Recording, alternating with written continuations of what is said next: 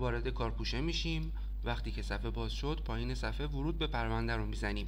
توی منوی سمت راست قسمت صورت حساب‌ها خرید داخلی رو انتخاب میکنیم. تمامی فاکتورهای خریدمون رو میاره. فاکتور خریدی رو که نحوه پرداختش نسیه خورده رو پیدا میکنیم و جزئیات رو میزنیم تا وارد خود فاکتور بشیم.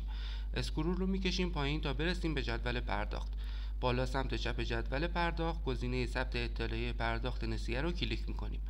حالا یه جدولی برامون باز میشه که تو قسمت بالایی مبلغ قبل از ارزش افزوده رو بهمون نشون میده.